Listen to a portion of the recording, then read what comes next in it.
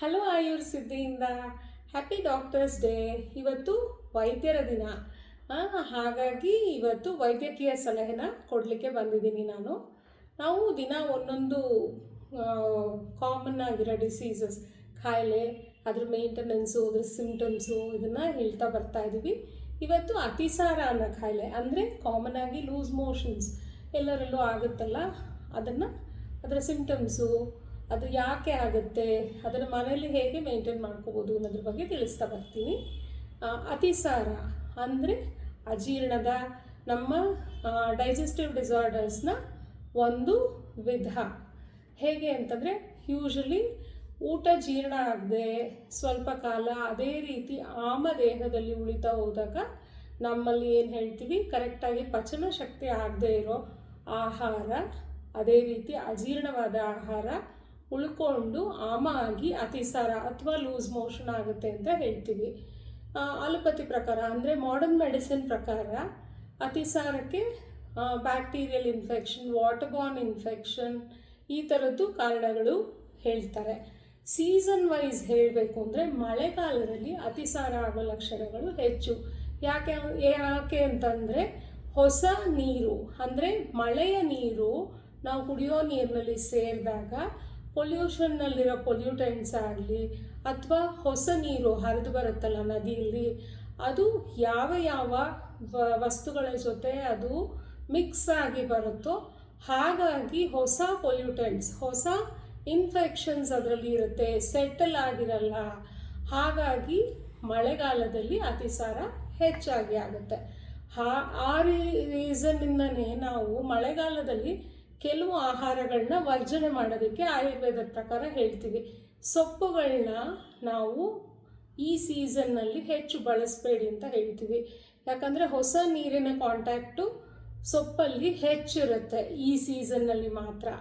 ಹಾಗಾಗ್ಬಿಟ್ಟು ಅದನ್ನು ತುಂಬ ಚೆನ್ನಾಗಿ ಸೋಸಿ 4-5 ಸಾರಿ ತೊಳೆದು ಅದನ್ನು ಪೂರ್ತಿ ಕಲ್ಮಶಗಳೆಲ್ಲ ತೆಗೆದು ಪ್ರಾಪರಾಗಿ ಕುಕ್ ಮಾಡಿ ತೊಗೊಂಡಾಗ ಓಕೆ. ಬಟ್ ಆದ್ರೂ ಇದೊಂದು ಸೀಸನ್ನಲ್ಲಿ ಸೊಪ್ಪನ್ನ ವರ್ಜನೆ ಮಾಡೋದು ಒಳ್ಳೆಯದು. ಮತ್ತು ರೂಟೆಡ್ ವೆಜಿಟಬಲ್ಸ್ನ ಕೂಡ ಈ ಸೀಸನ್ನಲ್ಲಿ ತೊಗೊಳ್ಳುವಾಗ ಕ್ಲೀನ್ ಮಾಡೋದು ತುಂಬ ಮುಖ್ಯ. ಯಾಕಂದರೆ ಮಣ್ಣಿನ ಅಂಶ ಹೆಚ್ಚಾಗಿ ಅದರಲ್ಲಿ ಅಬ್ಸಾರ್ಬ್ ಆಗಿರುತ್ತೆ, ಉಳ್ಕೊಂಡಿರುತ್ತೆ. ಹಾಗಾಗ್ಬಿಟ್ಟು ಇದೆರಡನ್ನೂ ವರ್ಜನೆ ಮಾಡಬೇಕು.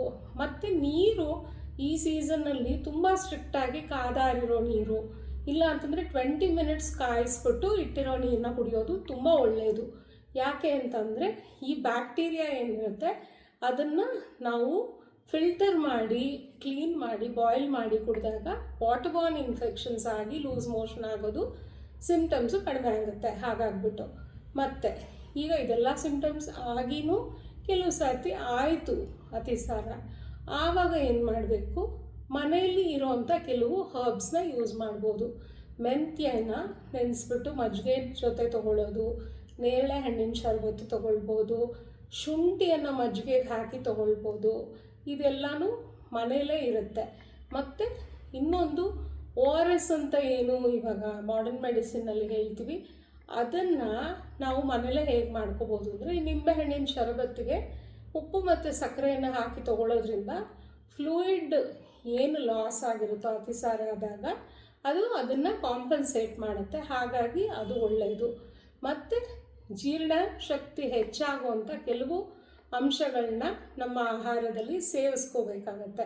ಹೇಗೆ ಅಂದರೆ, ಕಾಳು ಮೆಣಸಿನ ಪುಡಿ, ಜಾಕಾಯಿ, ಚಕ್ಕೆ ಪೌಡರು, ಬೆಳ್ಳುಳ್ಳಿ, ಹಿಂಗು ಇವನ್ನೆಲ್ಲನೂ ಮಜ್ಜಿಗೆಗೆ ಸೇರಿಸಿ ತೊಗೋಬೋದು. ಇಲ್ಲ ಬಿಸಿ ಅನ್ನಕ್ಕೆ ತುಪ್ಪದ ಜೊತೆ ಸೇರಿಸ್ಬಿಟ್ಟು ತೊಗೊಳ್ಬೋದು. ಹೀಗೆ ಮಾಡಿದಾಗ ಏನಾಗುತ್ತೆ, ನಮ್ಮ ಜೀರ್ಣಶಕ್ತಿ ಹೆಚ್ಚಾಗಿ ಈ ಅಜೀರ್ಣ ಅನ್ನೋದು ಕಡಿಮೆ ಆಗಿಬಿಟ್ಟು ಅತಿಸಾರ ತಂತಾನಾಗಿ ಕಡಿಮೆ ಆಗುತ್ತೆ. ಮತ್ತು ಅತಿಸಾರ ಆದಾಗ ಆಹಾರ ಏನು ತೊಗೋಬೇಕು ಅಂತಂದರೆ, ಗಂಜಿ, ಅಕ್ಕಿಯ ತಿಳಿಯ ಗಂಜಿ, ಇಲ್ಲ ಅನ್ನ ತುಂಬ ಸಾಫ್ಟ್, ಎಷ್ಟು ಅಂದರೆ ಹೀಗಂದರೆ ಮ್ಯಾಶ್ ಆಗೋ ಹಂಗಿರಬೇಕು ಆ ಥರ ಅನ್ನ, ಮಜ್ಜಿಗೆ, ಬೇಳೆ ಕಟ್ಟು ಅನ್ನ, ಈ ಥರದ್ದು ಮಾತ್ರನೇ ಆಹಾರಗಳನ್ನ ತೊಗೋಬೇಕು.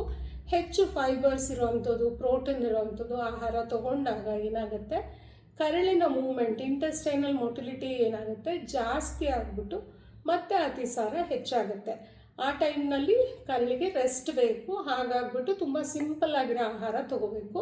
ಮತ್ತು ಫ್ಲೂಯಿಡ್ ಬ್ಯಾಲೆನ್ಸ್ ಮಾಡಲಿಕ್ಕೆ ಮಜ್ಜಿಗೆ, ನಿಂಬೆಹಣ್ಣಿನ ರಸ, ಎಳನೀರು, ಸೌತೆಕಾಯಿ ರಸ, ಈ ಥರದ್ದೆಲ್ಲ ಪಿತ್ತನೂ ಕಡಿಮೆ ಆಗುತ್ತೆ ಮತ್ತು ನಮ್ಮ ಫ್ಲೂಯಿಡ್ ಟಾಲರೆನ್ಸು ಸರಿ ಹೋಗುತ್ತೆ, ಡಿಹೈಡ್ರೇಷನ್ ಆಗೋದಿಲ್ಲ.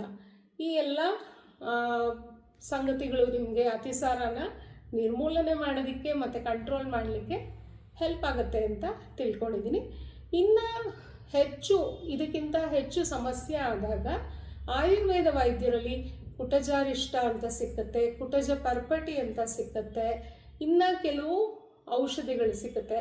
ಆ ಔಷಧಿಗಳು ಆಯುರ್ವೇದದ್ದು ಮತ್ತು ಯಾವುದು ಸೈಡ್ ಎಫೆಕ್ಟ್ಸ್ ಇರೋದಿಲ್ಲ. ಇಂಥದ್ದು ನಮ್ಮ ಆಯುರ್ಸಿದ್ಧಿಯಲ್ಲಿ ಸಿಗುತ್ತೆ. ನೀವು ಅದರ ಉಪಯೋಗ ಕೂಡ ಪಡ್ಕೋಬೋದು. ಇನ್ನು ಹೆಚ್ಚಿನ ಬೇರೆ ಯಾವುದಾದ್ರೂ ಕಾಯಿಲೆಗಳ ಬಗ್ಗೆ ನಿಮಗೆ ವಿವರಗಳು ಬೇಕು ಅಂದರೆ ನಮ್ಮ ಚಾನಲ್ನ ಸಬ್ಸ್ಕ್ರೈಬ್ ಮಾಡಿ ನೀವು ಕಾಮೆಂಟ್ ಮಾಡಿದ್ರೆ ನಮಗೆ ತಲುಪುತ್ತೆ. ನಿಮ್ಮ ರಿಕ್ವೈರ್ಮೆಂಟ್ನ, ನಿಮಗೆ ಯಾವ ಕಾಯಿಲೆ ಬಗ್ಗೆ ತಿಳ್ಕೊಬೇಕೋ ಇನ್ಫಾರ್ಮೇಷನ್ನು ನಾವು ತಿಳಿಸ್ತೀವಿ. ಇನ್ನೂ ಹೆಚ್ಚಿನ ವಿವರಗಳಿಗೆ ನಮ್ಮನ್ನು ಸಂಪರ್ಕಿಸಿ. Thank you.